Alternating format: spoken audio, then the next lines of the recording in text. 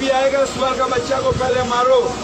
ये साला आदमी कहाँ जाएगा? पहले मारो साला, हम यहाँ खड़ा मारो सुअर का बच्चा, क्यों नहीं करना देगा? वहां से उठा दिया। বাহ, কি মুখের ভাষা! যে মানুষটা কিছুদিন আগে বিজেপি কর্মীদের এইভাবে গালিগালাজ করেছিল, মারার হুমকি দিয়েছিল, সে নাকি আজকে শুভেন্দু অধিকারীর সাথে স্টেজ শেয়ার করেছে। মানে সেই একই স্টেজে তাকে জায়গা দেওয়া হয়েছে, তাকে সম্বর্ধনা দেওয়া হচ্ছে শুভেন্দু অধিকারীর দ্বারা।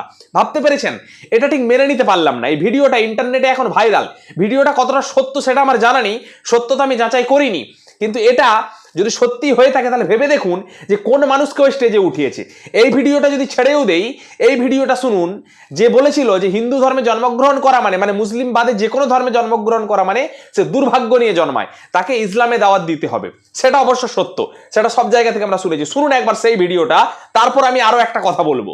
কিন্তু যারা দুর্ভাগ্য নিয়ে জন্মেছে, যারা ইসলাম নিয়ে জন্মায়নি, তাদেরও দাওয়াতে ইসলাম, অর্থাৎ ইসলামের দাওয়াত দিয়ে তাদের মধ্যে ঈমান নিয়ে আসলে এটা আল্লাহ তাআলাকে খুশি করা হবে। যে মানুষটা মেয়র হয়েও তার সব ধর্মের প্রতি সম্মান থাকা উচিত ছিল, সে তার নিজের ধর্মকে বড় দেখানোর জন্য বাকি সব ধর্মকে ছোট করে দিল। যে মুসলিম বাদে যে অন্য ধর্ম নিয়ে জন্মায় সে দুর্ভাগ্য নিয়ে জন্মায়। কত বড় সাহস ভাবুন তো, যে অন্য ধর্মকে এইভাবে অসম্মান করা। আর বিজেপির কি আইডিওলজি এটা? আমি তো জানতাম না যে হিন্দু ধর্মকে যদি কোনোভাবে ছোট করা হয় তাহলে সেই মানুষকে জায়গা দেওয়া এটা কতটা ঠিক। আমি যখন যেটা ঠিক তার সেটা নিয়ে কথা বলেছি, যেটা ভুল তার বিরুদ্ধে প্রতিবাদ করেছি, আজও করব। আমার ঠিক শুভেন্দু অধিকারী মহাশয়ের কাছে অনুরোধ যে এটা আমার ঠিক লাগলো না, এটা বিজেপির আইডিওলজির সাথে যায় না। যে আমাদের ধর্মকে ছোট করে, যে বলে যে হিন্দুরা দুর্ভাগ্য নিয়ে জন্মায়, অন্য সব ধর্মের মানুষ, তাকে সম্বর্ধনা দেওয়াটা বিজেপির সাথে মানায় না।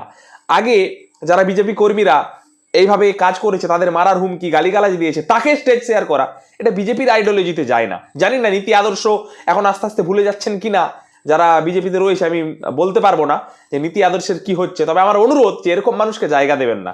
তাহলে যারা সত্যিকারের বিজেপি কর্মী, যারা ধর্মকে ভালোবাসে, আমাদের মতো মানুষেরা যারা ধর্মকে ভালোবাসে, তারা কিন্তু মনে অনেকটা কষ্ট পাবে এবং তারা কিন্তু অনেকটাই অন্যরকম ফল আশা করা যায় এর থেকে। যে আপনাদের প্রতি যে আশাটা আগে রেখেছিলাম, সেই আশাটা ঠিকঠাকভাবে পূরণ হচ্ছে না। এটা আমার বক্তব্য, এবং যার যার বক্তব্য আরও কিছু আমাকে কমেন্টে অবশ্যই জানাবেন। এটা আমার ঠিক লাগেনি, তাই আমি এটা বললাম, আমার মতামত। আপনাদের মতামত কমেন্টে জানান। সকলকে অনেক অনেক ধন্যবাদ। জয় সনাতন, জয় ভারত মাতার জয়, বন্দে মাতরম।